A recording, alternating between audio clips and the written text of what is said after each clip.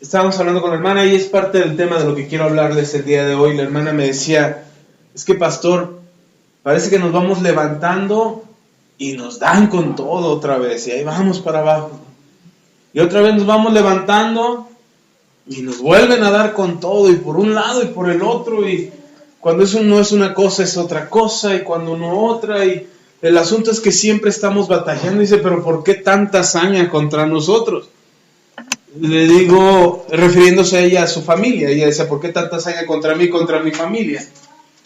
Y yo le decía a la hermana y le explicaba, le digo, hermana, es muy simple, tiene un enemigo, y este enemigo no está jugando a ver si le hace caricias o le hace unas arañaditas de gato, a ver si la asusta y le hace y te asustas. No, este enemigo quiere destruirte. Le decía a la hermana, lo único que le puedo asegurar es que ese enemigo no ha logrado derrotarle. Porque si hubiera logrado derrotarle, usted no estaría aquí. Usted no estaría buscando a Dios. Usted no estaría tratando de que Dios haga algo en su vida. Usted no estaría buscando el respaldo de Dios ni la ayuda de Dios. Cuando una vez que el diablo, el enemigo, logra derrotarnos, hermano, lo que menos queremos es saber de Dios. Es lo que menos queremos. Porque nos sentimos agobiados, abatidos, destruidos completamente y no queremos buscar a Dios. Pero el hecho de que nos acerquemos no quiere decir que ya lo buscamos de todo corazón. No, a veces lo buscamos por inercia.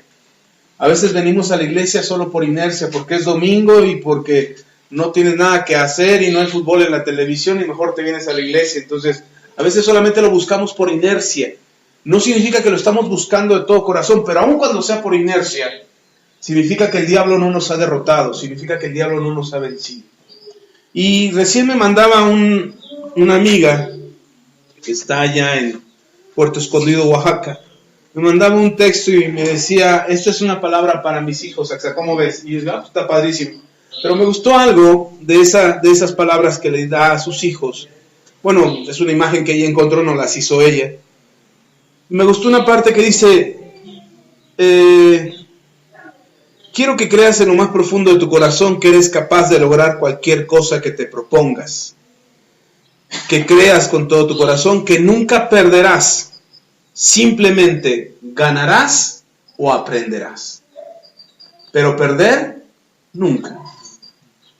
Eso me gustó mucho, porque ojalá lo entendiéramos los cristianos. Que puede que lo que vivamos sea una complicación, una situación difícil, una adversidad, algo complicado. La garantía que tenemos, y es lo que le decía la hermana, la garantía que tenemos es que nunca vamos a perder. No estamos aquí, no estamos diseñados para perder, no fuimos llamados para perder. O aprendemos o ganamos, pero perder nunca. Y entonces cada situación que vivimos, cada circunstancia en la que nos encontramos, no es para perder.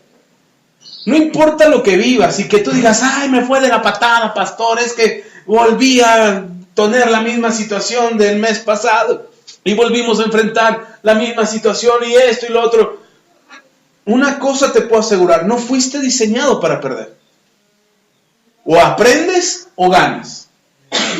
Y que mientras el diablo quiere hacerte creer que el no haber ganado es una pérdida, porque el diablo dice, no ganaste, aquí sigo, mira, no me derrotaste, aquí estoy. No, perdón, pero aprendimos a enfrentar una circunstancia, aprendimos a enfrentar una situación, aprendimos a tomar una mejor decisión, aprendimos a superarnos, aprendimos a ser mejores, aprendimos a confiar en Dios. Lo que sea que haya pasado no fue para perder, fue o para aprender o para ganar.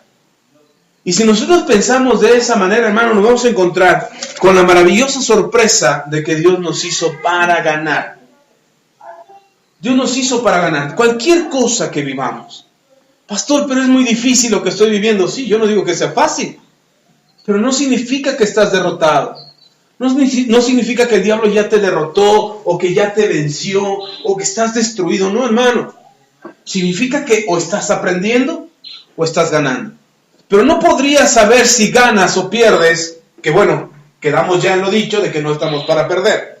No sabrías si ganas si no estás en una competición. en una batalla, en una guerra, en un conflicto. No sabrías si vas a ganar si no la enfrentas. Alguien que quiera ganarse una medalla tiene que entrar a una competencia. Aunque sea de comer hamburguesas, pero tienes que entrar a algo para saber que ganaste. Porque si no entras en esa competencia, si no entras en esa carrera, nunca sabrás que estás para ganar. Nunca sabrás que estás en la posibilidad de obtener una recompensa. Y a mí me encanta saber que lo que Dios tiene reservado para nosotros está reservado en nuestra obediencia. Y nuestra obediencia tiene recompensa. Nuestra obediencia tiene una recompensa. No hay vuelta para atrás. Si nosotros obedecemos a Dios, seguro tendremos una recompensa. Seguro vendrá, seguro llegará. Mi esposa compartía algo en la mañana que me gustó mucho. Mi esposa decía que, de acuerdo a lo que dice Deuteronomio, si nosotros seguimos Deuteronomio 28, si nosotros seguimos los mandamientos del Señor y hacemos lo que en ellos está escrito, acontecerá, dice la palabra. Y acontecerá es algo que va a suceder, indiscutiblemente.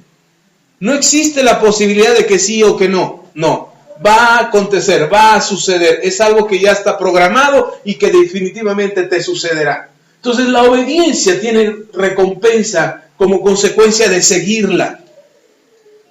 Encuentro que hoy nuestras sociedades están siendo provocadas a la desobediencia, completamente.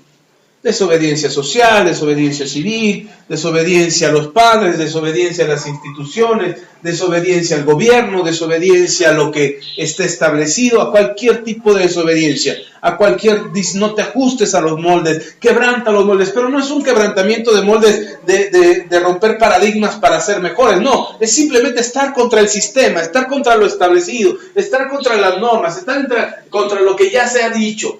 No está hablando de ser mejor, ni de superarte, ni de ir más allá de tus capacidades. No está hablando de eso. Es simplemente contra lo establecido. Simplemente contra lo social. Simplemente incluso contra lo religioso. Y esa oposición, la Biblia lo llama rebeldía. La Biblia lo llama obstinación. La Biblia lo llama dureza de corazón. Porque Dios reconoce que el ser humano tiene la posibilidad de ser duro de corazón. El ser humano puede resistirse a la obediencia, el ser humano puede resistirse a lo que Dios ha establecido. Porque tiene sus propios intereses, porque le mueve sus propios intereses, porque tiene sus propios deseos. Por cualquier cosa puede resistirse a lo establecido. Y lo más curioso de esto es que muchos de los jóvenes, ustedes pueden verlo, a mí me llama mucho la atención, cuando hacen manifestaciones y protestas, y salen ahí algunos curiosos a preguntarles, y bueno, ¿y por qué estás protestando? Por los derechos de este y del otro. Y dice, bueno, ¿y sabes de dónde viene eso? No, pues por los derechos de este y del otro. No, pero dime, ¿cuál es tu razón? Por los derechos de... Como grabadito. Pero ni siquiera tienen una idea de por lo que están peleando. Ni siquiera saben por lo que están defendiendo. Hoy han salido muchos jóvenes a protestar por defender cierta ideología, cierto pensamiento. Y cuando les preguntas, sobre todo en Europa, quiero referirme a España en particular, o Argentina, que está aquí en el continente americano, voy hasta el sur, pero salen a defender, por ejemplo, el derecho al aborto. Los jóvenes salen y defienden ahí que hay que darle oportunidad a las mujeres de elegir sobre su cuerpo y decidir si quieren abortar o no, que se establezca en una ley. Y lo han peleado no es de hoy, hoy lo vemos más común porque está en las redes sociales, pero eso no es de ahora, esto tiene muchos años que se ha estado peleando. Y están peleando porque se legalice el aborto, que sea legal, y tratan de hacer manifestaciones y tratan de hacer protestas y cuando les preguntan a las señoritas por qué están de acuerdo a favor del aborto, por qué están a favor del aborto, no tienen argumentos sólidos, no tienen una idea clara de por qué están de acuerdo, ni qué es lo que defienden, ni siquiera tienen claro por qué están ahí. Y es curioso porque esa es la forma en que se envuelve a nuestras sociedades para estar en contra de lo establecido, para estar en contra incluso de Dios. Cuando Dios nos presenta su palabra y cuando Dios nos da su palabra, no nos está pidiendo nuestra opinión. No está diciendo, a ver, ¿qué te parece la carta de Pablo a los romanos? ¿Estás de acuerdo? ¿O le cambiamos algo? No nos está preguntando nuestra opinión para ver si estamos de acuerdo con lo que está escrito en la palabra o no. No nos está preguntando si estamos de acuerdo en llamar pecado a lo que la Biblia llama pecado. No nos está preguntando nuestra opinión, porque no es una cuestión de opinión, es un mandato, es un mandamiento. La palabra de Dios es un mandamiento. No está siendo sometida a votación. La mañana les explicaba a los hermanos que por décadas, por siglos y por generaciones han tratado de deshacerse de la Biblia. Pero la Biblia es el libro más vendido, es el bestseller número 1 en el mundo. Es el libro con más traducciones a mayor número de idiomas en el mundo. Es el libro que tiene más versiones, me refiero a formas de traducción, a un lenguaje más actual, un lenguaje más antiguo, que cualquier libro en el mundo. Es el libro que más han tratado de desaparecer a lo largo de la historia de la humanidad y que no han logrado desaparecer. Cantidad de gente ha tratado de desaparecer la Biblia y no lo han logrado, desde Hitler hasta la reina, no me acuerdo cuál, que era la reina de Inglaterra o de España, no me acuerdo, que también trató de desaparecerla. Y no lo han logrado, hermano. Y la Biblia sigue y sigue y sigue y continúa porque es la palabra de Dios y tiene mucho que decirnos. Pero el mucho que decirnos no tendría ningún efecto si nosotros no tomamos la decisión de creer en la palabra o no. Tenemos que aprender a creer en la palabra, tenemos que aprender a creer lo que ella dice y tenemos que aprender a creer que lo que está escrito en la palabra de Dios bendice nuestras vidas. Ahora, no es una cuestión de opinión, no es porque te lo dijo el pastor, o porque si no lo crees te vas a ir al infierno. No, en ninguna manera se lo estoy diciendo desde ese punto de vista, aunque no creer tiene sus consecuencias. Se lo quiero decir como un punto donde usted tiene que tomar la decisión, usted tiene que elegir el creer o el no creer lo que está escrito aquí. Y si usted decide creer, y usted decide creer que lo que está escrito, la Biblia que usted tiene en sus manos, es la palabra de Dios, si usted dice, esta es la palabra de Dios, y decido creer lo que en ella está escrito, entonces a partir de ese momento le aseguro una cosa, usted tendrá más entendimiento acerca de lo que está escrito aquí. Porque yo no creo que Dios te obligue a entender algo que tú no estás dispuesto a entender. Tienes que decidir creerlo. Y le digo porque le pasó a Martín Lutero. Martín Lutero se le conoce como el padre del protestantismo. Siendo un monje católico, escriba de la Iglesia Católica, él se encargaba de transcribir los textos de la Biblia de un idioma a otro, de un texto a otro, y él se encargaba de transcribir. Él estaba enseñado y formado bajo la tradición católica. La Iglesia Católica fue el que lo educó, el que lo enseñó, el que le enseñó idiomas, el que le enseñó escritura, y le enseñó a transcribir y a traducir la Biblia. Y la Iglesia Católica lo formó, le dio una formación plena a Martín Lutero. Pero un día, Martín Lutero se da cuenta que lo que se enseñaba dentro de la Iglesia Católica no estaba de acuerdo a la palabra de Dios. Él empezó a darse cuenta que lo que la Iglesia Católica enseñaba no era de acuerdo a lo que la Biblia decía. Cuestiones como las indulgencias, por ejemplo, donde la Iglesia Católica cobraba dinero, cierta cantidad de dinero para el perdón de pecados y para reservar un lugar en el cielo. Eran como las entradas al cielo, las indulgencias. Y las vendían por cierta cantidad de oro o por cierta cantidad de plata, dependiendo que cada persona podía comprar o adquirir esas indulgencias. Y entonces la Iglesia Católica pedía cuotas a la gente para poder tener acceso al cielo. Martín Lutero se da cuenta que en la Biblia decía que no era por pago de nada, sino que era por gracia. Y entonces Martín se encuentra en un momento, no en un dilema, porque para él nunca fue un dilema, pero se encuentra en un momento donde tiene que decidir personalmente, ni siquiera por toda la enseñanza que traía encima de la Iglesia Católica, sino tiene que decidir personalmente si decide él hacerle caso a lo que estaba escrito en la Biblia o hacerle caso a toda la doctrina católica que él había aprendido. Él tiene que tomar esa decisión. Y entonces toma la decisión personalmente de decir, no, la Biblia, la Iglesia Católica me ha dado alimento, me ha dado sustento, me ha dado provisión, me ha dado abundancia, me ha dado el conocimiento que tengo, todo lo que sé se lo debo a la Iglesia Católica, pero todo lo que sé no es Dios. Y la Biblia es la palabra de Dios. Así es que decido creerle a la Biblia y toma la decisión personal de creer que la Biblia es la palabra de Dios, y entonces a partir de ahí empieza a escudriñar la palabra de Dios, empieza a escudriñar principalmente el libro de Romanos, en la cual basa sus 95 tesis con las que refuta la Iglesia Católica, y a partir de ahí empieza a tener un entendimiento más amplio acerca de la Escritura. ¿Qué fue lo que provocó que él pudiera tener ese entendimiento? ¿Acaso Dios lo agarró aislado y le dijo, a ti te voy a poner en contra de la Iglesia Católica? No. Él tomó la decisión de creer que era muy importante, o era más importante, creer lo que estaba escrito en la Biblia que lo que le decía la Iglesia. Él tomó esa decisión. Y cuando toma esa decisión, empieza a tener una revelación mayor acerca de la Escritura. La Biblia dice que al que mucho sabe, mucho se le demandará. ¿Al que mucho qué? Al que mucho sabe, mucho se le demandará. Y muchos cristianos no quieren saber para que no se les demande nada. Aunque no sepa nada, de todos modos se les demandará. Porque la Biblia enseña que nosotros somos responsables de las decisiones que tomamos. Y la principal decisión, yo creo, para crecer, esta es mi opinión personal, la principal decisión que debemos de tomar para crecer espiritualmente es creer y decidir que esta es la palabra de Dios.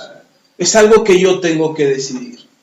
¿Yo tengo que qué? Que decidir. Yo lo tengo que decidir. Nadie me debe de obligar. Así como dice el pastor, así como dijo el pastor, porque el pastor lo dijo, no, perdón, pero lo que yo le diga o lo que yo le enseñe está aquí.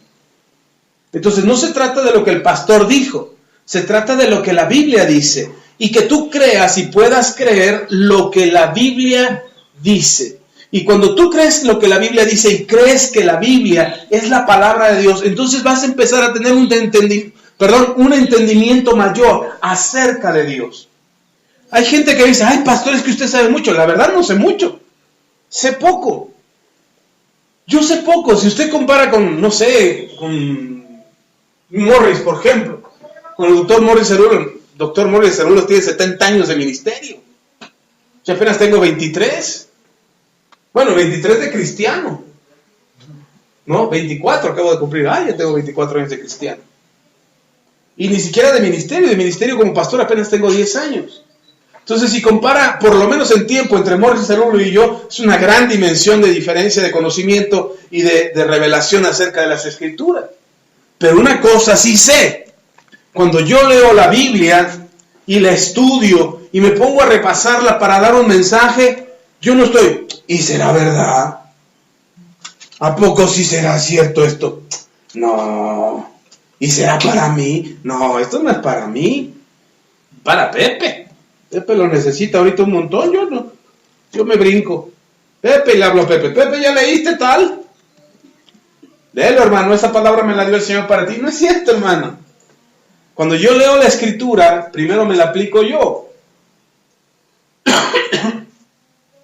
Me la pongo a mi vida, me la calzo, me la visto. Trato de vivir conforme que en ella está escrito y después ya la predico. Porque ese es el efecto de la palabra. No puedes enseñar algo que no crees. Y este es lo que el apóstol Pablo dice, y lo dice de la siguiente manera. Filipenses capítulo 1.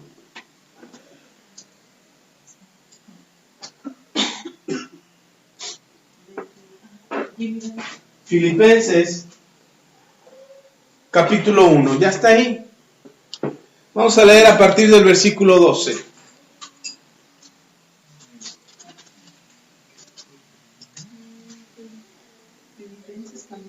Filipenses capítulo 1, versículo 12 al 22. Dice la palabra del Señor. Es el apóstol Pablo quien escribe a los hermanos que están en Filipo, acompañado de Timoteo. Y Pablo les escribe esta carta y les explica algunas cosas que son importantes. En realidad lea la carta de Filipenses completa cuando tenga oportunidad.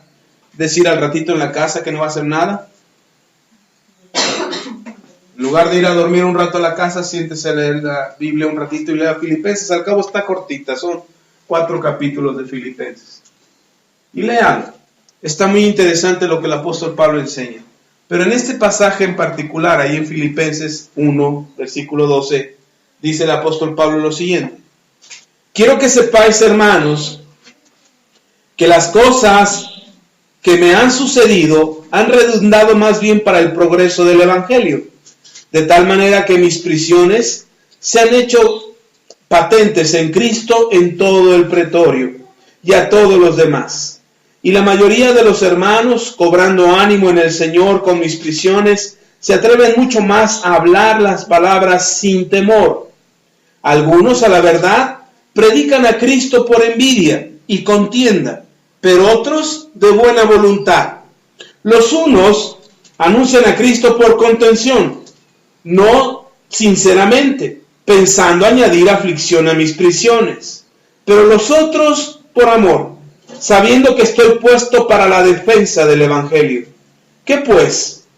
Que no obstante que de todas maneras, o por pretexto o por verdad, Cristo es anunciado. En esto me gozo y me gozaré aún, porque sé que por vuestra oración y la suministración del Espíritu de Jesucristo, esto resultará en mi liberación, conforme a mi anhelo y esperanza de que en nada seré avergonzado, antes bien, con toda confianza, como siempre, ahora también será magnificado Cristo en mi cuerpo, o por mi vida, o por mi muerte. Dice, perdón, o por vida o por muerte, pero refiere a su vida o a su muerte. Dice 21, porque para mí, dice Pablo, porque para mí el vivir es Cristo y el morir es ganancia. Mas si el vivir en la carne resulta para mí en beneficio de la obra, no sé entonces qué escoger, dice Pablo. Pablo dice, no sé qué escoger, si prefiero morirme o prefiero vivir. El apóstol Pablo está convencido de una cosa, de que él ha tomado la decisión a título personal de creer en la voluntad del Señor. Y que todo Pablo ha decidido creer que todo lo que le pasa en la vida es por algo. Tiene un propósito. Y dice Pablo, por algo me está pasando lo que me está pasando. Y ahora que estoy en la cárcel, hay un beneficio en que yo esté en la cárcel. Que estando yo preso, dice Pablo, otros se animaron a predicar. Quiere decir que Pablo ve el beneficio de estar en la cárcel como una multiplicación de sus voces. Es decir, ahora que yo estoy callado, que me tienen arrinconado aquí en prisión, se levantaron otras voces a hablar de Cristo. Y esas otras voces están anunciando el Evangelio. Dice, claro, habrá unos que lo hagan por contienda, para hacerme pasar corajes aquí en la prisión, pero otros lo hacen de corazón. Y el miedo a predicar se ha terminado. Si nosotros pudiéramos pensar, híjole, pues qué Pablo tan positivo que siempre está mirando lo bueno de las cosas. Pero es que Pablo tomó una decisión. Tomó la decisión de creerle a Dios y de creer que lo que Dios dice es verdad. Por eso Pablo termina diciendo en las últimas palabras que leímos de él aquí en este texto. Pablo dice, para mí el vivir es Cristo y el morir es ganancia. Cualquiera de las dos cosas benefician al reino de Dios. Ni siquiera está pensando en él, está pensando en el reino. Dice, pero como hay mucho que hacer en la obra de Dios, ya no sé qué escoger. O sea, ya no sé si decidir seguir vivo o decidir morir. Si Dios me diera a elegir, no sabría qué escoger. Y entonces me hace pensar que Pablo, al no saber qué escoger, mejor se lo deja a Dios. Y le dice a Dios, Señor, tú decide por mí. Si tú quieres que yo viva, viviré para ti. Y si quieres que yo muera, estaré contento porque estaré a tu lado. A veces nosotros no entendemos que la palabra de Dios es tan certera y tan veraz, que lo que Dios decida por nosotros es bueno. Dudamos de que Dios decida correctamente. Miren, he escuchado oraciones de muchos hermanos. Y me gusta escuchar cuando alguien ora o dirige la oración. Generalmente yo me aparto cuando alguien dirige la oración, yo estoy a un lado, me pongo atrás, me pongo a lejos o algo, que no me vea yo ahí, porque tal pareciera que luego terminan orando para que yo los califique, para ver si están orando bien o no. Y ya llegó el pastor, porque si en el nombre de Jesús, no, yo no califico nada. No estaba el pastor y estaba... Llega el pastor y... ¡Aleluya! Aquí está el Señor. Pero no se trata de que yo los califique, y por eso mejor a veces me quedo lejos, para dejarlos que oren con libertad y dejarlos que hagan una oración correcta. Y yo mientras escucho a la distancia cuáles son sus oraciones, y he escuchado muchas oraciones donde le dicen a Dios, donde le dicen al Señor, hágase tu voluntad, hágase como tú quieras, Señor, no lo que yo quiero, como tú quieras. Y oigo esas oraciones. Y cuando yo oigo esas oraciones, le digo, estoy esperando que le agreguen a la oración. Estoy esperando que termine la oración de manera correcta. Porque si algo tienes que pedirle a Dios, cuando tú le pides que haga su voluntad, tú le tienes que pedir a Dios, y dame la fuerza a mí para aguantarla. Dame la sabiduría a mí para aceptar tu voluntad.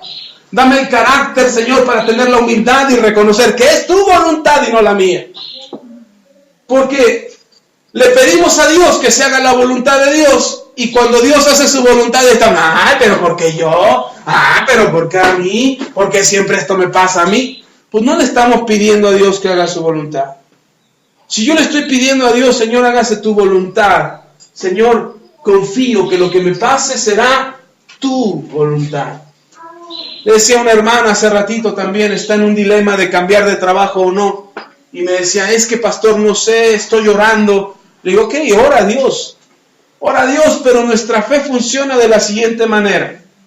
Tú oras a Dios y tomas una decisión, y confías que la decisión que tomaste, Dios te va a respaldar. Lo que tienes que asegurarte es decirle a Dios, Señor, que sea lo mejor para mi vida. Que lo que yo decida, dame la capacidad para decidir lo mejor para mi vida. Y lo que sea mejor para mi vida, en eso respáldame. Y entonces él le decía a la hermana, tienes que tomar la decisión, tienes que orar a Dios, que haga su voluntad, tienes que orar a Dios a que cuando tomes la decisión, lo que tomes, la decisión que tomes, sea lo mejor para tu vida. Y a veces nos cuesta trabajo aceptar eso. Y nos cuesta trabajo, hermano, no porque no creamos en Dios. Si yo les pregunto aquí y le pidiera al Espíritu Santo que me diera la revelación de sus corazones para saber si ustedes creen en Dios o no, yo estoy seguro, creo con mi corazón, que lo que Dios me mostraría de sus corazones es que ustedes creen, todos y cada uno de ustedes. Que ustedes creen en Dios, que ustedes aceptan que Dios es real, que Dios existe, que la Biblia es la palabra de Dios. Pero también si le dijera a Dios, dime, Señor, ¿cuál es el problema? ¿Por qué no vemos resultados? ¿Por qué la oración no tiene respuesta? ¿Por qué estamos batallando entre hacer lo bueno y hacer lo malo? Estoy seguro que la respuesta de parte de Dios sería que no es por incredulidad, sino es por falta de tomar la decisión correcta respecto a su palabra. Usted tiene que creer que la palabra de Dios es verdad. Usted tiene que creer que lo que está escrito aquí es cierto. Pablo, ¿por qué se siente tan seguro en decir, para mí el vivir es Cristo y el morir es ganancia? Pero porque sabía. Pablo estaba seguro. Él creía que lo que Dios le había dado era de parte de Dios. Era un hombre que tenía temor de Dios, que al principio empezó a perseguir a la iglesia por un error de enseñanza que Pablo había recibido. Pero cuando Pablo tiene un encuentro con Jesús cara a cara, Pablo toma la decisión de creerle a Jesús. Y mire, el encuentro con Pablo, ahí está en el libro de Hechos, no lo busque ahora, pero en el libro de Hechos usted lo puede encontrar, capítulo 8 si no me equivoco. Pero el apóstol Pablo tiene un encuentro con Jesús cara a cara, y lo único que le dijo Jesús, cuando cae Pablo de su montura, en la que iba cabalgando, cuando cae de su montura, Pablo pregunta y le dice a esa imagen resplandeciente que se le apareció, y lo único que le dice Pablo, yo me imagino el carácter de Pablo, la formación de Pablo. Pablo no era un hombre ignorante de las cosas espirituales. Pablo había sido enseñado por Gamaliel, un maestro de la palabra, y había sido formado con las cuestiones religiosas de los hebreos, como todo hebreo. Como el mismo Señor Jesús fue formado, así Pablo había sido formado. Las mismas enseñanzas que recibió Pablo fueron las mismas enseñanzas que recibió Jesucristo. Ambos eran judíos. Sin embargo, Pablo perseguía a los cristianos y los encarcelaba y consentía con que los mataran. Pablo estaba de acuerdo con que mataran a los cristianos. De hecho, él mismo los perseguía y los traía al Sanedrín para que fuesen ejecutados. Pero un día de camino a perseguir cristianos, se le aparece una imagen resplandeciente que se cae de la montura. En lo primero que piensa Pablo es en preguntar, ¿quién es el que me tiró de mi montura, que tiene la capacidad de derribarme, que tiene la capacidad de tumbarme de mi montura? Pero además, cuando yo vengo bajo una encomienda, que Pablo creía que era de parte de Dios y que era de parte de los líderes de la iglesia religiosa, de la iglesia judía de aquel entonces. Como diciendo, si Dios me respalda y la iglesia me respalda, ¿quién se atreve a ponerse contra mí? Y Pablo pregunta, le dice, ¿quién eres? Ni siquiera reprende a algo, dice, esto tuvo la capacidad de tirarme y no quiero saber, a lo mejor es Dios o a lo mejor no lo es. Y entonces Pablo pregunta para no equivocarse y lo primero que pregunta dice, ¿quién eres? Y Jesús solamente le dice, soy Jesucristo, a quien tú persigues. Dura cosa te es dar patadas contra el aguijón. Es lo que dice Pablo. No, perdón, es lo que dice Jesús. No le dice más, soy el Rey de reyes, Señor de señores, el que fue a la cruz. No, nada de eso. Lo único que le dice, soy Jesucristo, a quien tú persigues. ¿A quién perseguía Pablo? A los cristianos. ¿Y qué le dice Jesús? Me estás persiguiendo a mí. Te estás enfrentando a mí. Tú tienes el poder y el respaldo de la iglesia judía, pero mi iglesia tiene mi respaldo. Me estás persiguiendo a mí. Y entonces Pablo le dice, fíjense, después de que Jesús dice eso, hay un choque de ideas en su cabeza, donde sus paradigmas le dicen Jesús no es real, y donde la realidad le dice, aquí está, lo estás viendo, lo estás enfrentando.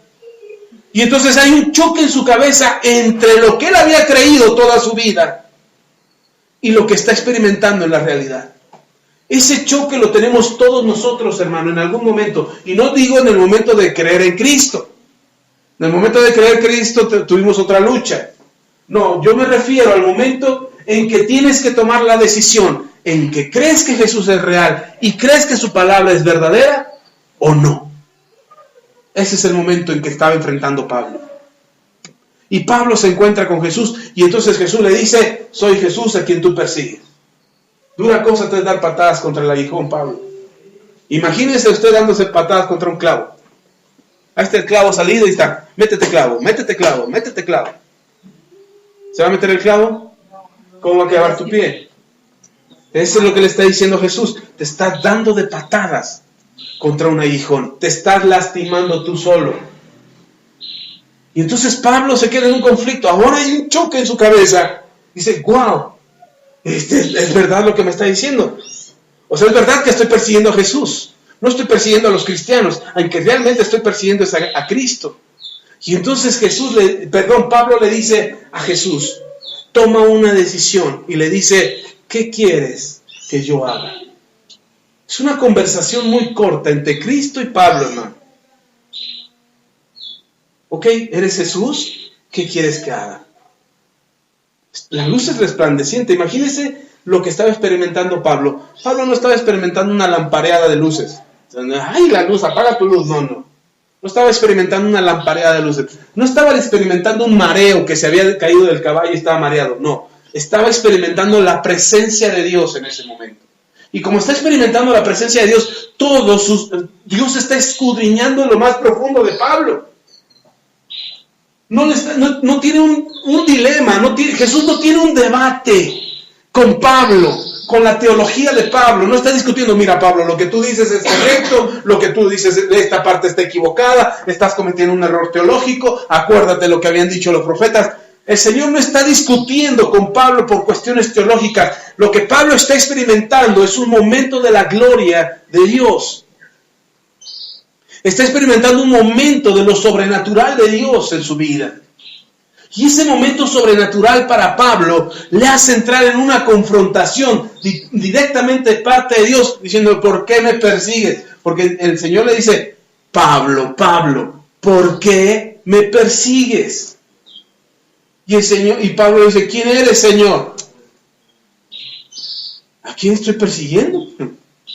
Yo voy detrás de los cristianos. Y el Señor Jesús le contesta, soy Jesús a quien tú persigues. Dura cosa te es dar patadas contra el hijo. Cosas, pues, dice la Biblia, que son patadas. Y luego, Pablo, después de oír esto, le dice Pablo a Jesús, Señor, ¿qué quieres que yo haga?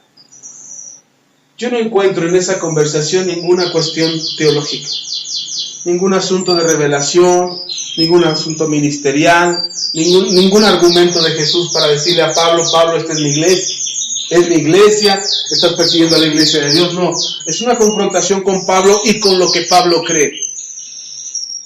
Es una confrontación a las creencias de Pablo. Tan es así que Pablo termina diciéndole al Señor Jesús, Señor, ¿qué quieres que haga? ¿Y sabe qué le dijo Jesús?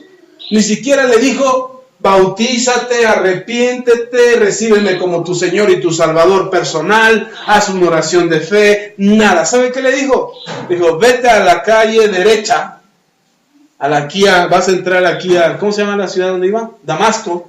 Vas a entrar a Damasco, a la ciudad de Damasco, te vas a buscar la calle derecha y vas a encontrar tal casa y ahí te vas a meter y ahí me vas a esperar. La casa de Simón. Ahí vas a esperarme en la casa de Simón. Simón el curtidor, por cierto. Y ahí me esperas. Y uno piensa, ¡ay, ya! No, seguramente Pablo bien obediente se levantó. No, para testimonio lo dejó ciego. Y Pablo se queda ciego. Y después de quedarse ciego, ¿qué le quedaba a Pablo? Obedecer.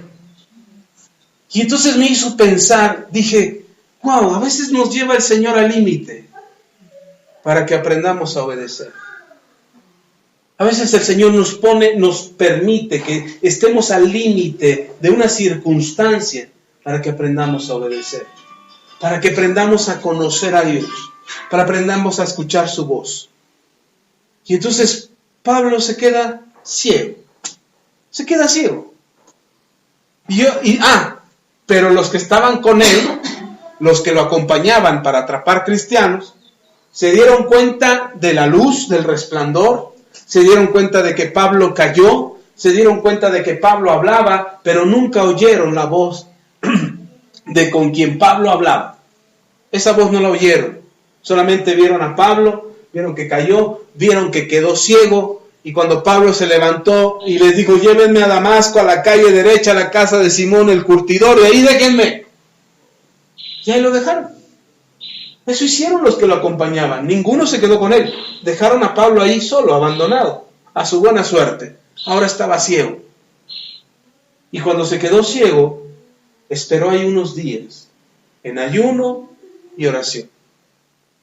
Hasta que llegó un hermanito cristiano llamado Ananías, que iba lleno de miedo, iba atemorizado porque Pablo era el que mataba cristianos, y este cristiano iba a ver al que mataba a los cristianos, imagínense. Va a darle a comer al león, no ha comido en 3 días, ve y llévale a comer.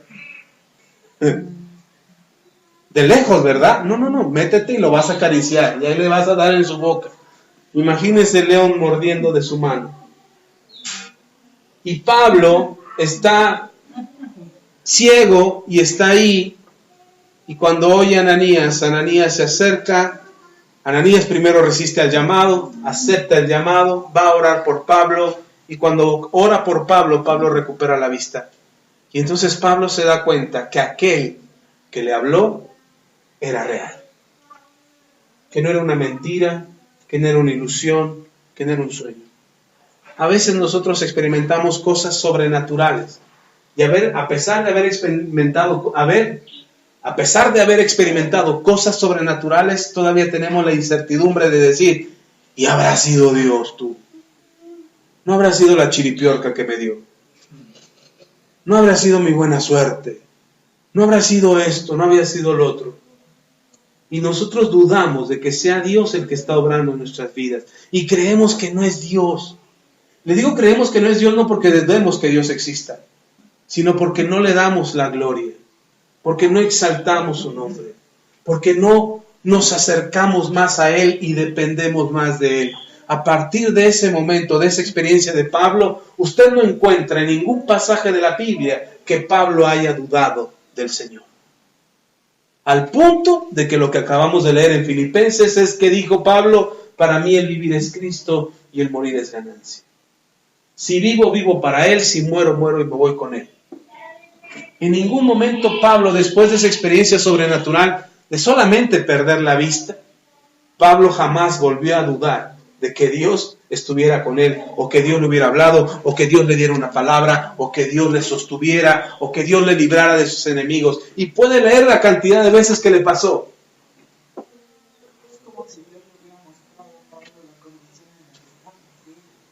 Ajá. Sí, es como una metáfora ahí. Pero jamás Pablo, después de esa experiencia, Pablo jamás volvió a dudar. Lo puedo encontrar varias veces en la Biblia. Una vez alguien profetizó acerca del cinturón y dijeron: el hombre de este cinturón lo van a arrestar, lo van a castigar, lo van a amedrentar y lo van a meter en azotes, y agarra a Pablo el cinturón y dice: así es mío. Sí. Y todos los hermanos: ay, no, Pablo, no vayas a Jerusalén, Pablo, por favor. Pablo dice: ¿por qué no habría de ir? ¿No oíste la profecía, Pablo? ¿Acaso estabas durmiendo mientras el profeta hablaba? No, sí oí muy bien, clarito. Pero ya tenía un mandato de Dios de ir a tal lugar. Ya Dios me lo había dicho. Y el que me haya dicho este profeta lo que me viene, me da la seguridad de que Dios me mandó. ¡Ah! Pero te van a castigar por sí, pero si ya me avisó el Señor, ¿cómo me voy a ir en feria? Pues ya estoy avisado. Ya nada me va a tomar por sorpresa. Por eso el Señor Jesús nos advirtió y nos dijo: hijitos amados, en el mundo tendréis aflicción. Ay, Señor, ¿por qué me está pasando esto? Hijito amado, en el mundo tendréis aflicción. Ay, pero ¿por qué a mí? Hijito amado, en el mundo tendréis aflicción. Ya estamos advertidos. En el mundo tendréis aflicción, pero, dice el Señor Jesús, pero confiad, yo ya vencí al mundo. Junto con la advertencia de lo mal que nos va a acontecer, también viene la palabra de confianza y esperanza de que no estamos vencidos. Por eso la frase que me mandó mi amiga me encantó.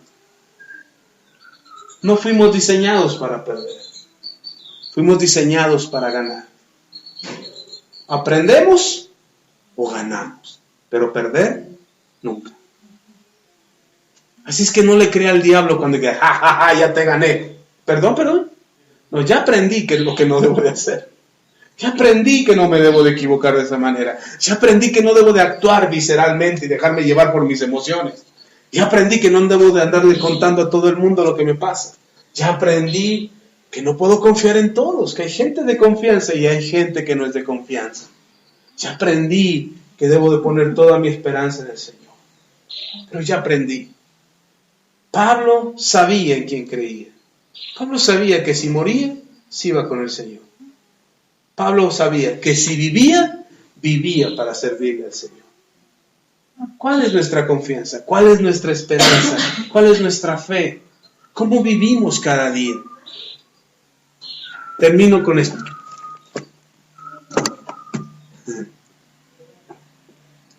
Hablamos con mi suegra ayer. Y hemos estado orando por mi suegra. Yo quiero mucho a mi suegra. Creo que mi suegra también me quiere a mí. Y hemos estado orando porque creo que alguna vez se lo testifiqué. Mi suegra ha vivido enferma por más de 30 años. Más de 30 años, yo creo. Como 30 años. Mi suegra ha estado enferma.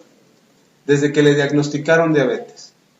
Dijeron que tenía diabetes y de ahí se vino la hipertensión y de ahí se vino las gastritis y las colitis y todas las itis. Luego los problemas de huesos, los problemas de articulaciones, los problemas de vísceras. No, vísceras no. ¿Cómo se llama? ¿Las es de acá? Varices, no vísceras, perdón. Perdón. Problemas de varices, de circulación, dolores de cabeza, de todo, hermano, de todo. les testificaba a los hermanos allá en Valle que desde que yo conozco a mi suegra, desde que la conozco hace 24 años, que la conozco un poquito más de 24 y meses, desde que la conozco siempre la he conocido con su bolsita de medicamento. Como todo paciente enfermo, ahí anda con su bolsita y arriba del ropero y la baja y todo el tiempo, mi suegra, así. Pero últimamente se había complicado mucho su salud. Hace 2 años más o menos tuvo un problema de columna fuertísimo. ¿Sí, 2 años o 3? 3. Como 2 y medio, casi 3 años. Tuvo un problema de columna fuerte, se cayó aquí en la Ciudad de México, se cayó y se lastimó y quedó lastimada su cadera. Los médicos no podían quitarle el dolor, cantidad de medicamentos impresionante. Así es que un día, desesperada mi suegra por el dolor, le dice a mi esposa, pues deja que Axa ore por ti. Sí, que ore por mí. Oramos y el dolor empezó a desaparecer y empezó a desaparecer hasta que finalmente se fue el dolor. Y yo entendí que Dios estaba obrando en su cuerpo. Entonces le empecé a decir, suegra, Dios no hace ninguna cosa media. Dios obra por completo. Y empezamos a orar. Y recién hace unos días atrás empezó a ponerse delicada por cuestiones de salud. Y mi esposa le dijo, deja que Axa ore por ti. Y yo volví a orar por ella hace unas semanas atrás. Y empecé a declarar sanidad. El asunto es, para no hacerle la historia larga de cuántas veces he orado por ella, pero ayer mi esposa estaba hablando con ella y un diagnóstico que desató todos los demás males, como es la diabetes. Ese diagnóstico el día de ayer le dice mi esposa, me dice mi suegra, ora por mi mamá, ya voy a orar por ella. Y cuando me pasa el teléfono Ceci, me dice Ceci, ella estaba en la cama y me dice, ya los médicos le dijeron que no tiene diabetes, pero quiere seguir tomando el medicamento. Entonces cuando me pasa mi suegra, le digo, a ver, ¿cómo está eso, suegra? Que ya le dijeron que ya no está enferma, ¿por qué quiere seguir tomando el medicamento? No, dice, ya no quiero tomar el medicamento, estoy tomando otro, pero es para otra cosa. Lo interesante de esto es que no tiene diabetes. Cuando los médicos dicen que la diabetes es incurable, que es de por vida, le hicieron sus análisis y salió ¿en cuánto? De azúcar. 99 de azúcar, de glucosa. Para una persona nunca había estado en ese nivel. 300, sí, una vez nos asustó que tenía 480, ¿no? Algo así, tenía 450 y no sé, digo, suegra, meta los dedos aunque sea en agua para que se vaya filtrando ahí el azúcar. Pero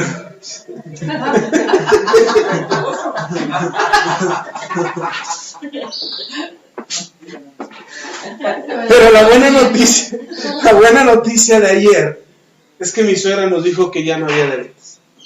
El cardiólogo la vio y fue el que le dijo, no, ya no tome ese medicamento, usted está sana.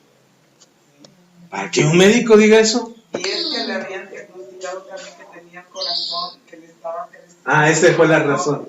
Esa fue la razón. Que ser operada del corazón, porque ya estaba el corazón muy grande. Esa fue la razón por la que empecé a orar por ella, porque el médico le dijo que su corazón estaba creciendo y si eso pasa, pues lo grave es un paro, un infarto. Y estando mis suegros allá solos, pues no hay quien vea por ellos, y en donde le agarra a mi suegra, pues quién va a ver por ellos, no va a haber forma de ver por ellos. Y esa fue la razón por la que empezamos a orar. Y después cuando fue a ver lo de su corazón, que tenía un corazón fuerte. Ese día que fue a ver el cardiólogo por el corazón llevaba la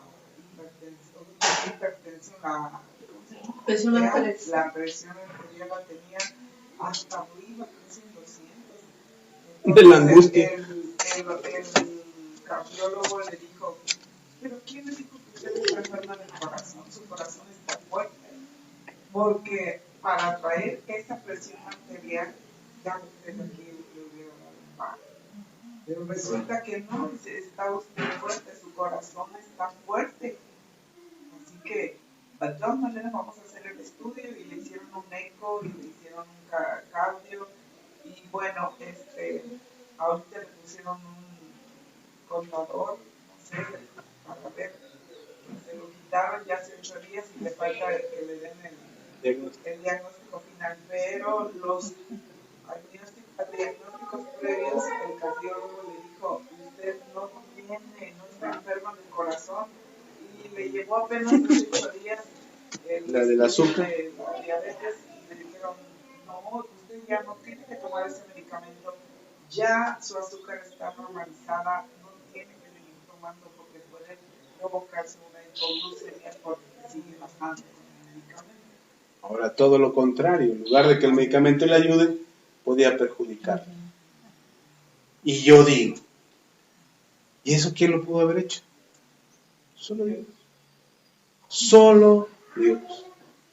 Y yo le decía a mi suegra, ¿qué se preocupa?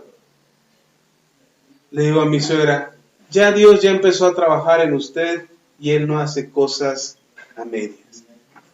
Él no hace cosas a la mitad. Él hace el trabajo completo. Y la Biblia dice, no pararé hasta que seas perfecto. Así es Dios. Y yo digo, ¿por qué a mi suegra sí le está funcionando? Yo el miércoles me estaba muriendo de gripa. Estaba tirado ahí en la cama. Que alguien venga y llore por mí.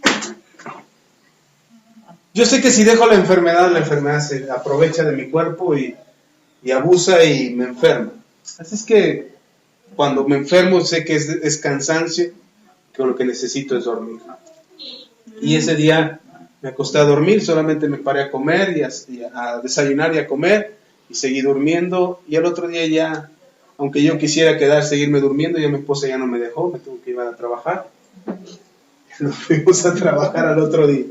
Pero, hermanos, creo que el secreto está en decidir creerle a Dios.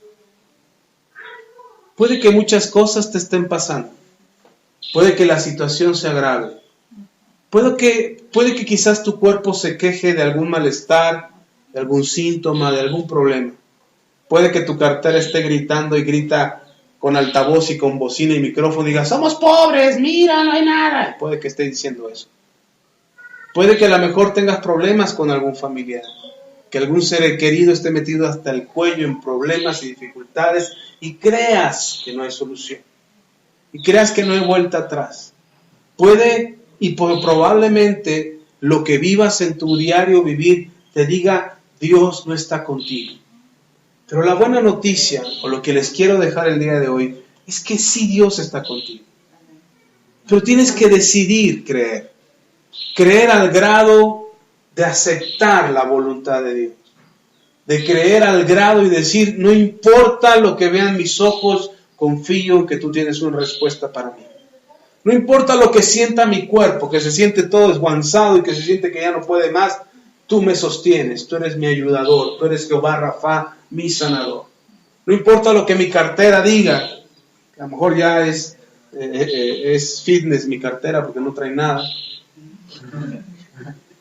ni un gramo de grasa.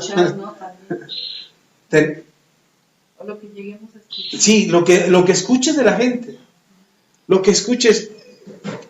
Testificaba en la mañana también. Ya, me acordé. Compañero en la preparatoria me escribió hace 1 año y medio y me dijo que su hijo tenía cáncer, 10 años. Que estaba desesperado, que no sabía qué hacer. Vive en Estados Unidos. Dice, ya no sé qué hacer, ya estoy a punto de tirar la toalla, quiero renunciar, no quiero saber nada, mi hijo tiene cáncer. No sé qué hacer. Dije, no te desesperes, tranquilo, Dios tiene la última palabra. No, es que los médicos ya dijeron que no hay esperanza, que es un cáncer muy agresivo, que va sobre tu cuerpo, y ya, no, lo único que puedo hacer por ti y por tu hijo es orar. Grabé la oración, la grabé y se la mandé en un mensaje vía internet, él recibió la oración, y 1 año y medio después, bueno, a los pocos meses de que fue al estudio, cuando le iban a asignar su quimioterapia y su tratamiento, los médicos se sorprendieron y dijeron, ah caray, ¿y el cáncer? ¿Dónde está? Y los médicos dijeron, bueno señor, parece que su hijo no tiene cáncer, parece que fue un error de diagnóstico, no hay cáncer, no hay nada, entonces pero por si las dudas, su hijo va a tener que venir a un chequeo cada 2 meses para ver que el cáncer no dispare de momento, se nos haya escondido y que se dispare de momento y fulmine a su hijo. Es un cáncer muy agresivo. Empezó a ir cada 2 meses durante un año. No, un poquito menos de un año. Y de repente le dice, no, ¿sabe qué? Pues ya vimos que no hay nada, que no hay cáncer, pero por si las moscas, dice, por si las moscas, se va a venir cada 4 meses. Así es que ya cada 2 no, va a venir cada 4. ¿Ok? Y entonces ya pasaron 3 cuatrimestres, perdón. No, 2 cuatrimestres, perdón, y le dijeron, no, ¿sabe qué? Pues no lo encontramos por ningún lado. Y le digo a mi amigo, pues que ya ni le busque, no hay nada. Pero por si las moscas se va a venir cada 6 meses. Y ahora su cita es cada 6 meses. Y mi amigo me acaba de decir, Axa, mi hijo no tiene cáncer. No podía ni viajar en avión por la presión que se ejerce al viajar en avión. No podía ni viajar en avión por el miedo a que ese malestar que tenía el niño pudiera presentar algún síntoma. Y los primeros viajes los hizo en autobús, ahora viaja en avión. Y me manda su foto y dice, aquí en el aeropuerto esperando para volver a casa. Eso hace Dios. Ese es el Dios que yo predico, ese es el Dios que yo creo. Ese es el Dios en el que he decidido poner mi confianza. Y así como Pablo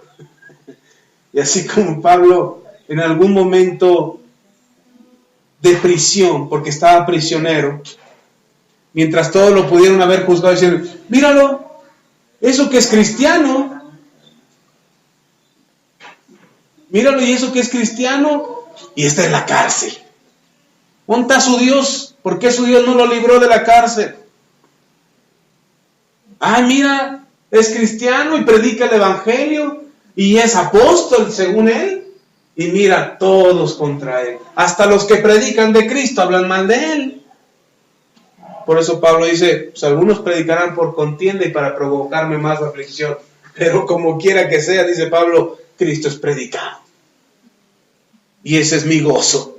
Que prediquen por lo que quieran. Si me quieren afligir, a mí ni me preocupa. Si me quieren preocupar, a mí ni me aflige. Así es que, pero que prediquen a Cristo. Y Pablo dice, decide Pablo, para mí el vivir es Cristo y el morir es ganancia. Para mí eso es lo importante. Pero Pablo tomó una decisión. ¿Cuándo Pablo tomó la decisión? ¿Cuando estaba en las prisiones? ¿Cuando lo azotaban? ¿Cuando lo persiguieron? ¿Cuando se burlaron de él? ¿Cuándo decidió creerle a Dios? ¿Qué quieres de mí? ¿Qué quieres que yo haga? Y Pablo dice, ve a Damasco. Ve a Damasco. Y ahí me esperas. Y Pablo recibió de las más grandes revelaciones de todos los tiempos. Pedro mismo, el apóstol Pedro, el brazo derecho de Jesús, dice de Pablo, Pablo tiene una sabiduría que no es de este mundo. Explica unas cosas que yo no podría explicar, dice Pedro. ¿De dónde recibió eso Pablo? ¿De dónde recibió semejante revelación y tal entendimiento de la Escritura? ¿De dónde la recibió? Del momento en que decidió creer que esto era verdad. Del momento en que decidió creerle a Jesús. De ese momento, a partir de ese momento, el nivel de Pablo fue superior a muchos de los apóstoles, a muchos de los discípulos, a muchos de los creyentes. No porque Pablo quisiera ser el mayor de todos ellos. De hecho, Pablo dice, soy el menor de todos. Soy como un abortivo, dice Pablo. Casi no merecí nacer. Pero aquí estoy, por la gracia de Jesús, por la gracia de Dios. ¿Qué es lo que hizo una diferencia en Pablo? En su fe, en su ministerio, en la revelación que Pablo obtuvo y en las cartas. Hay 13 cartas de Pablo en el Nuevo Testamento. 13 cartas escritas por Pablo, donde nos enseñan lo que el Señor le mostró. ¿De dónde obtuvo eso Pablo? De una decisión. De la decisión de creer que lo que estaba escrito aquí era verdad. De que creer en Jesús era lo que le convenía. De seguir a Jesús era lo mejor para su vida. De ahí Pablo tiene la vida que tiene y el ministerio que tiene. ¿Amén? Póngase de pie y vamos a orar. A veces quisiéramos tener una vida espiritual más grande, más dones, más talentos, más habilidades.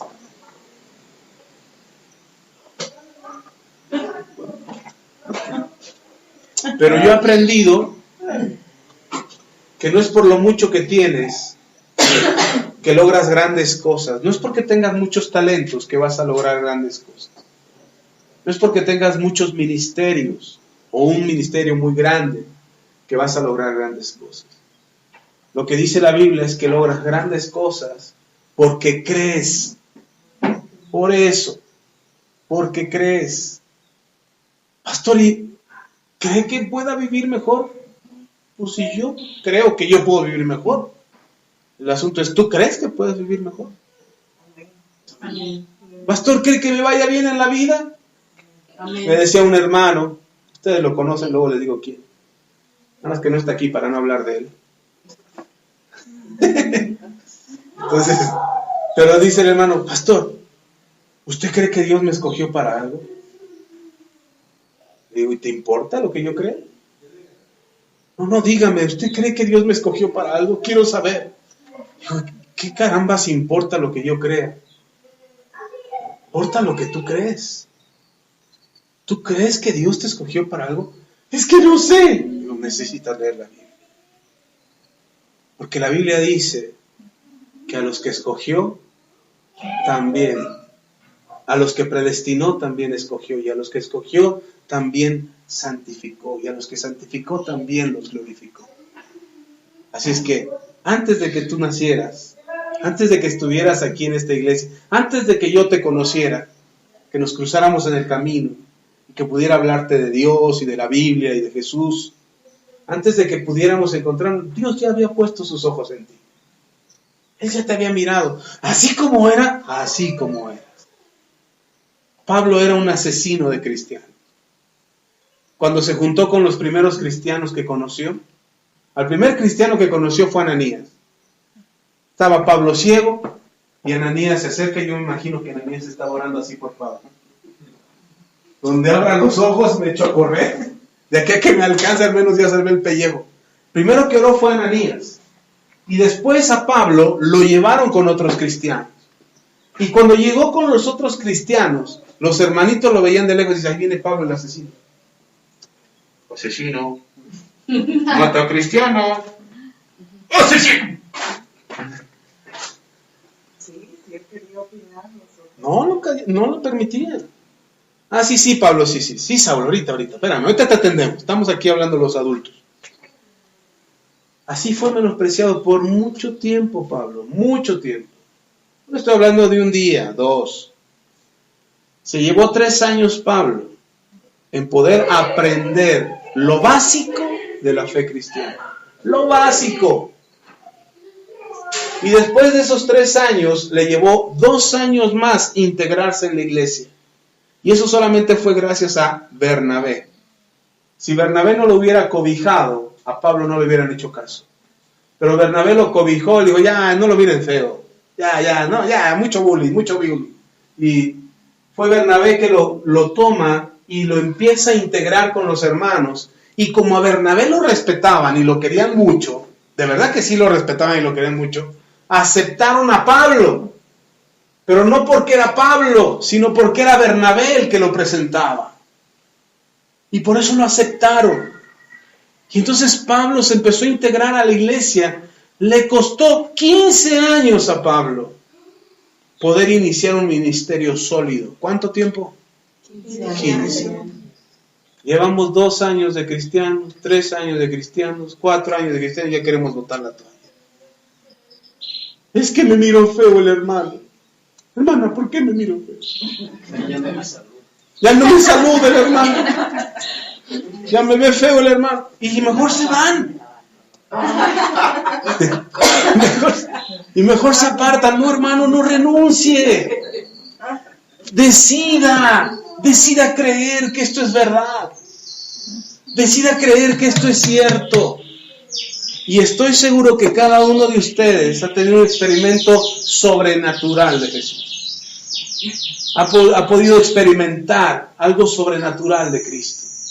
Ha podido sentir en su vida algo extraordinario de Dios. en eso agarres y diga, sí, yo me acuerdo alguna vez. ¿Sabe cuál es lo que me sostuvo a mí por mucho tiempo cuando nada bueno pasaba en mi vida? Por muchos años, lo único que me hacía permanecer en la fe era decir, Señor, tú me sanaste a mí. Me sanaste y sanaste a mi hijo. Mi hijo tenía meses. ¿Cuántos meses tenía de nacido? Como un año de nacido. Yo tenía una colitis y una gastritis en mi estómago y en todo mi aparato digestivo que no podía ni comer, hermano. Y fuimos a un evento cristiano. Yo tenía 2 años de cristiano. Y oró el hermano por sanidad. Mi hijo estaba enfermito, era bebé de 1 año. Y los de Beni, tenía 2 años, 2 meses.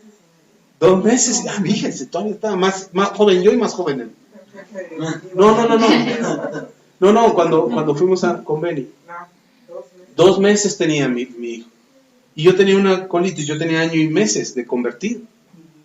El hermano oró, declaró sanidad. Nosotros estábamos en un estadio, era la Arena México. Nosotros nos tocó, hermano, no nos tocó fuera por pura misericordia, pero nos tocó hasta arriba del estadio. Y el hermano Beni dice, voy a orar por sanidad, así es que ponga la mano donde le duele. Ceci estaba cargando a David y yo puse mi mano en David y puse la otra mano en mí. Y mis rodillas, me dolían mis rodillas. Yo tenía todo casi. Por si las moscas, por donde falte. Hasta Rodrigo vamos a orar ahorita. Y entonces pongo las manos sobre David. Ceci estaba cargando al bebé. Y pongo las manos sobre David. Y pongo las manos sobre mí. Y hermano oró. Hermano, no recuerdo ni la oración porque la oración fue en inglés. Y el traductor no era así como que muy efectivo al traducir. Así es que el hermano oró en inglés, declaró la palabra. Y luego después de la oración el hermano dijo, si usted cree que Dios le sanó, baje y venga hasta aquí al altar. Venga aquí y testifique. Yo no lo pensé. Yo agarré a mi hijo, se lo quité a Ceci, al bebé. Ceci nada más me vio y dice, ¿qué traes tú? Lo agarré al bebé y me bajé, hermano, de donde está. ¿Por dónde bajé? No sé. Tan es así que al ratito cuando quise regresar a donde estaba Ceci, yo le dije, mejor me voy al camión o qué. Pero bajé, agarré a mi hijo y bajé. Había una filísima para dar testimonio. Filísima, hermano. Todos los que habían recibido un milagro. Yo no sentí alivio en mi estómago en ese momento. Tampoco sentí alivio en mis rodillas, ni vi alivio en mi hijo, era un bebé. Pero bajé, porque creí que Dios había hecho algo en nuestro cuerpo. Bajé, me formé en la fila, como pasaba uno y otro a testificar, y la noche se hacía larga, entonces al final el que estaba enfrente dijo, ya, todos los que recibieron ya. Pero yo no pasé, yo quiero testificar. Pero no había evidencia de que yo había sido sanado o que mi hijo había sido sanado. Lo único que tenía era una palabra de fe, era una palabra que había creído. Nos fuimos a la casa, nos encontramos con mi esposa, no recuerdo ni cómo nos encontramos, pero nos volvimos a encontrar, subimos al camión que nos había llevado, llegamos a casa y al otro día el milagro había sucedido. Mi hijo estaba sano, yo no tenía problemas en mi estómago ni en mis rodillas. Y esa era la única cosa de la que yo me agarraba. Ni siquiera yo había hecho algo para recibir esa sanidad o ese milagro. Yo no había hecho nada. Pero cuando me faltaba la fe, cuando los problemas eran muy grandes, cuando no teníamos dinero, cuando me peleaba con mi esposa y nos queríamos mandar a volar, cuando las cosas se complicaban, cuando muchas situaciones agravaban en mi vida, lo único que yo podía decir era, ya lo hiciste una vez, Señor, vuélvelo a hacer. Ya hiciste un milagro una vez, vuélvelo a hacer.